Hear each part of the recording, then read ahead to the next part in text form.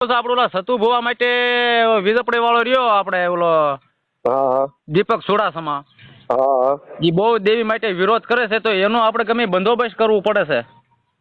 તે કરી નાખ્યું એમાં ક્યાં વાંધો છે? અને સાવરકુંડલા એ કાલ તારીખે આવવાનો છે મને ઘરોઘરના ખબર છે. હા તો એને ના આપણે ઘોબા ઉપાડી લેવાના છે. આપણી 4 વ્હીલર જાવી? હા તે આપણે 4 વ્હીલર જઈએ કાલે ના.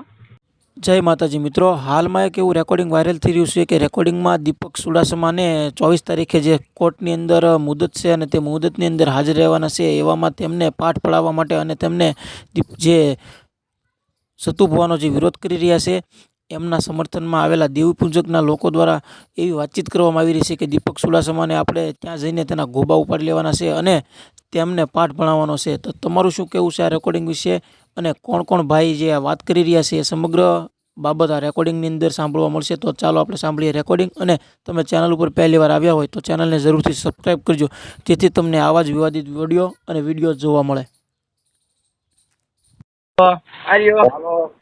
હા કીધું જગદીશ પરમાર બોલું છો. તમે કોણ બોલો છો?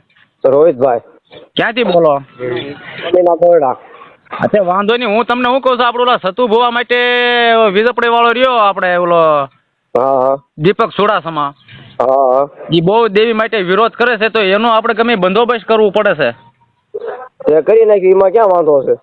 અને સાવરકુંડલા એ કાલ તારીખે આવવાનો છે મને ઘરોઘરના ખબર છે.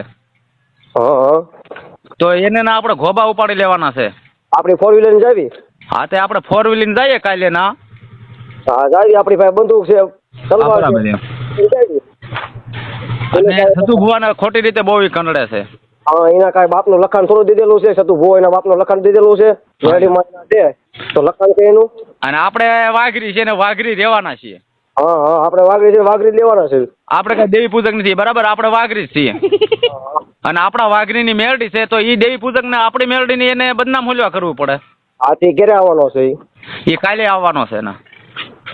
કાલે જવું છે તો આપણે ગાડી આપણી 4 વ્હીલર લઈને? હા તે આપણે જવાનું છે, એને રૂબરૂ મુલાકાત કરવાની છે. એ બધાને હારે રોસ્ટિંગ મારે છે ને, પણ આપણે રોસ્ટિંગ નથી મારવાની, આપણે એની હારે રૂબરૂ જઈને મુલાકાત કરવાની છે કાલે. આપણે કાંઈ એવું નથી આવડતું, આપણે સીધો ઉપાડી લેવાના કાં આવડે? હા તે એને ઉપાડી જ લેવાનો છે ને, આપણે એની રૂબરૂ મુલાકાત કરી છે. મેં અત્યારે એને ફોન કર્યો હતા કે હું કે કાલે આવવાનો નથી કે મારી માથે હુમલો થવાનો છે કે મને ખબર પડી ગઈ છે. ધમકી દીધી મારી ઉપર હુમલો થશે એમ. હા તે સારું.